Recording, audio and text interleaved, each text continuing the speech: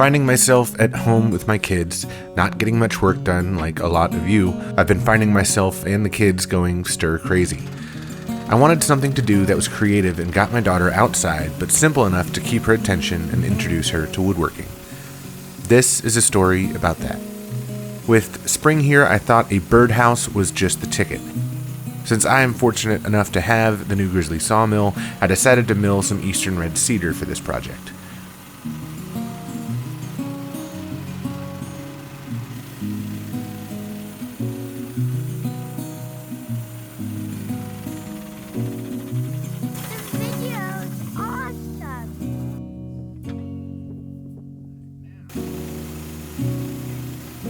After getting the 30-inch long drop into a square cant, I cut the boards at 3/4 of an inch.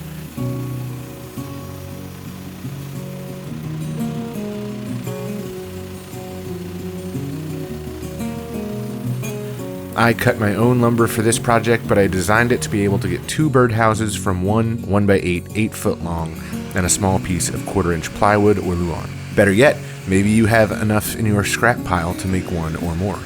Morgan decided to play outside while I cut all the pieces to length, and if you're interested in exact measurements to build one of these for yourself, I'll have downloadable plans available on my website for just $1 if you want to help the channel.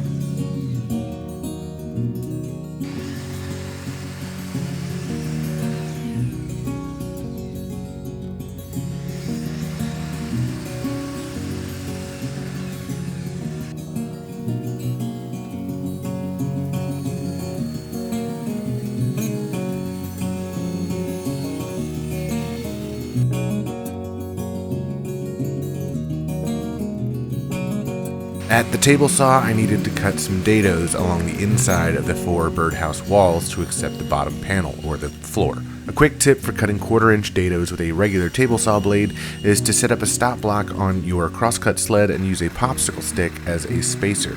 Make one cut, remove the stick, slide the piece against the stop block, and make the second cut. The woodworker in me wanted to spice up this birdhouse with fancy joinery, but the parent in me just wanted to give my 4-year-old something she could assemble and feel proud of herself, so butt joints and screws won out.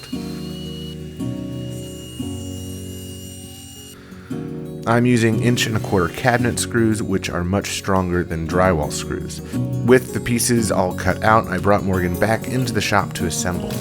While I held things in place, she drove all the screws in with just a little help from me holding the driver because it was a bit too heavy for her.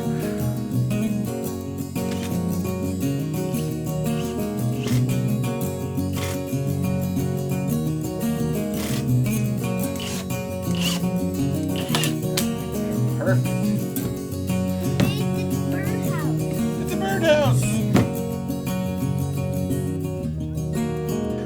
This was a nice way to spend some time with my daughter while getting her involved in making something with her hands.